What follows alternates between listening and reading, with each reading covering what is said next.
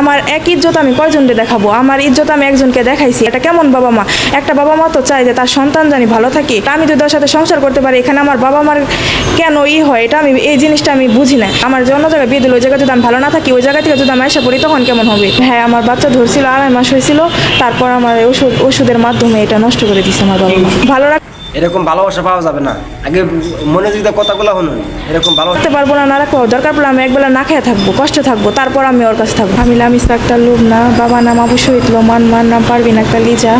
আমি Abeda Khanam girls high school and কলেজে inter second ইয়ারে পড়ি।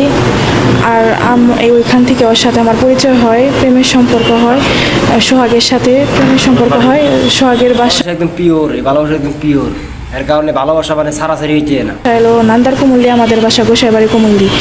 ওইখান থেকে প্রেমের সম্পর্ক হয়। যখন বুঝি যে আমাদের মানে এই বিয়েটা কখনো মেনে নেবে না, এর জন্য আমি আর সোহাগ কোর্টে যাই, কোর্ট ম্যারেজ করে বিয়ে করি। বিয়ে করার পরে আমি আরও দেখতে থাকুন, ভিডিওটা দেখেন ভালো করে।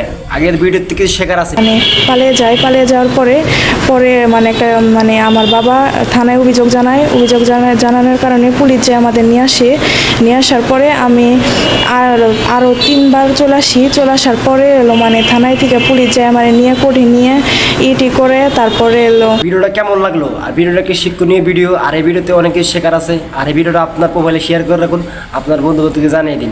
আর এই ভিডিওটা কমেন্টে মতামত জানাবেন, এই মেয়েটি ঠিক বলছে না ভুল বলছে, অবশ্যই কমেন্টে জানাবেন। আর এই বিজয়তে তার মেয়ে পারবে নাকি মেয়ের বাবাই পারবে? তো মেয়ের বাবা ছাড়ানোর চেষ্টা করতেছে, মেয়ে তার হাজব্যান্ডকে ছাড়বে না, মেয়ে ওই হাজব্যান্ডের দরকার।